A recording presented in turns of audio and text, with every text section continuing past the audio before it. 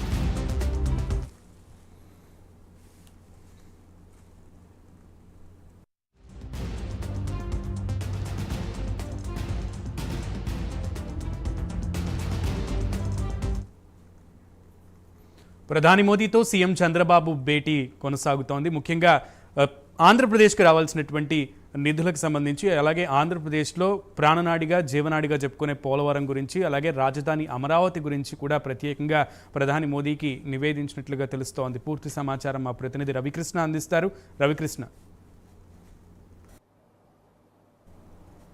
సునీల్, కొద్దిసేపటి క్రితమే ప్రధాని మోడీతో సీఎం చంద్రబాబు నాయుడు భేటీ పూర్తయినట్టుగా కూడా తెలిసింది. మొత్తంగా కూడా వీళ్ళ భేటీ 45 నిమిషాలు కొనసాగింది.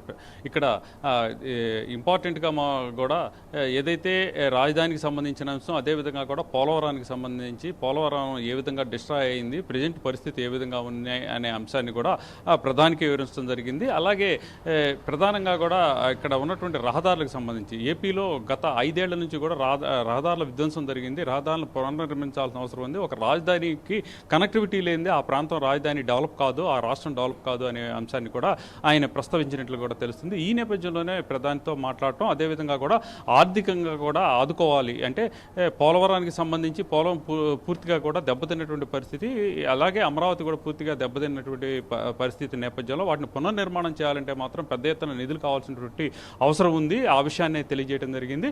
అలాగే ఇక్కడ ఏర్పడే పరిశ్రమలు ఏవైతే ఉంటే పరిశ్రమలు కూడా రాయితీ కావాలని అడిగినట్లుగా కూడా తెలుస్తుంది. అంటే ప్రధానికి కలవటానికి ముందే కూడా ఎవరైతే కేంద్ర వాణిజ్య శాఖ మంత్రి అయినటువంటి పీయూష్ గోయల్ని కలవటం జరిగింది. ఆయన కలవటానికి ప్రధాన కారణం ఏంటంటే రాష్ట్రం అభివృద్ధి చెందాలంటే మాత్రం రాష్ట్రంలోకి పెట్టుబడులు తరలి రావాలి, పెట్టుబడులు వెళ్ళు వచ్చినప్పుడు మాత్రమే అక్కడ అభివృద్ధి అనేది కొనసాగుతుంటే నేపథ్యం అయితే ఉంటుంది. ఈ నేపథ్యంలోనే అక్కడ ఏపీలో ఏదైతే పరిశ్రమలు స్థాపించాలనుకుంటున్నారో వాళ్ళకి మాత్రం కొంత రాయితీ ఇవ్వాలని అడిగిన పరిస్థితి అయితే ఉంది. ఈ నేపథ్యంలోనే ఆయన మాటం దానికి సానుకూల స్పందన రావడం కూడా జరిగింది. ఆ తర్వాత అయితే మాత్రం ఇప్పుడు రహదారులు కొద్దిసేపటి తర్వాత మాత్రం నితిన్ గడ్కరీకి కలుస్తారు. నితిన్ గడ్కరీని కలిసి రహదారులకు సంబంధించిన అంశాన్ని, అదేవిధంగా కూడా నేషనల్ హైవేస్ ఏవైతే ఉన్నాయో అనంతపురం నుంచి అమరావతి వరకు ఉండే నేషనల్ హైవేస్ని కూడా వాటిని అయితే ప్రారంభించాలి, అదేవిధంగా కూడా త్వరితగతిన కంప్లీట్ చేయాలని అడిగేటువంటి అవకాశం అయితే ఉంది.